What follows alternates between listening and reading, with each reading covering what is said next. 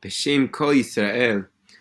The Baba Sali, Rabbi Yisrael Abu Chatzera, was known as one of the greatest wise men, the greatest sages, and one of the greatest miracle workers that the Jewish people has experienced in the last hundreds of years. I'm here in Tzfat this Shabbos, so I wanted to share one of the most amazing stories about him here in Tzfat. So when Abu Chatzera, the Baba Sali, was still a young man, 33 years old, in 1924, he decided he wanted to visit the holy city of Tzfat. He wanted to immerse himself in the holy mikveh of the Ari, and he wanted to go pray at the cemeteries of the wise men, all the holy people buried in Tzfat, and he wanted to talk Torah with some of the wise sages who lived in Tzfat.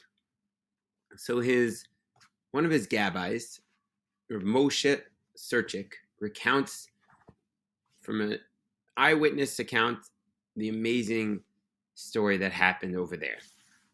So the Arizal is going down to the mikveh, and he asked his gabbai, his helper, "Can you please get me the keys to the Arizal Shul?" Meaning the Sephardi Arizal Shul. So he went and asked the locals, "Can I get the key to the shul, to the synagogue?" And the locals were in shock at such a request. Everyone knew that the shul had been closed for over 10 years, and for good reason. It seemed like there was some sort of spiritual, spell cast on the shul. Many had tried to get in, and many had died, and it had been closed. And so, of course, the gabbai who had the key refused to give the key to the Baba Sali. He said it would be like murdering him.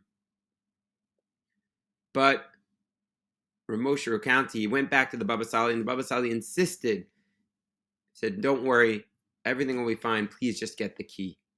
And so he went back and he continued to ask. Moshe explained that the Baba Sali was not just another person. He was a very holy man, and if he needed the key, he knew what he was doing. And so, hesitatingly, he did give him the key, and he just insisted that, keep an eye on him and attach a rope to the Baba Sali, so if God forbid something happened, they could at least get his body out of there. And he stood there, trembling, sitting on a rock, and just trembling, thinking what could be. Meanwhile, the Baba Sali took Moshe with him. They opened up the gates to the courtyard. They walked in the courtyard, and the Baba Sali was smiling confidently, while Moshe was scared his wits. And they put the keys through the door. They open up the door, and though it was only dawn, it was still dark. The shul, the synagogue, was lit up brightly as if it was midday. Baba Sali walked in, no hesitation, opened up the Aron, saying special prayers, puts down the Torah, and started reading with a lot of enthusiasm.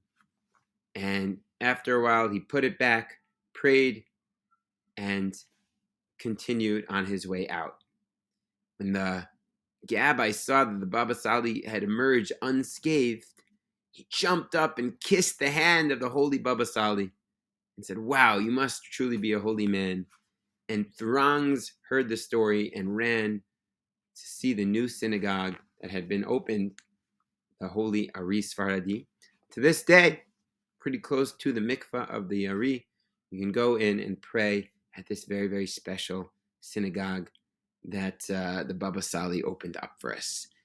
The Baba Sali was an amazing sage who came to Israel in 1964, and just hearing his wondrous stories, so many of them, reminds us of the power that God gives to holy men when they follow his word, when they follow his ways. They're able to, do spiritual rectifications. The Baba Sali explained later that there had been some great sins which the community had done, which was holding them back from using the synagogue, but he had rectified it as long as they would not continue to do those sins. And wow, for me, just to think of the holiness when I walked through the streets of Tzfat, of all the holy people who had, with their prayers and their holy Torah and thoughts, sanctified these streets. It's something else. This story was from the Baba Sali's biography and also recounted by Rabbi Yerachmiel Tills of the Ascent Center. And there were eyewitnesses in 1984 when it was written to actually have seen the event. It's a true story.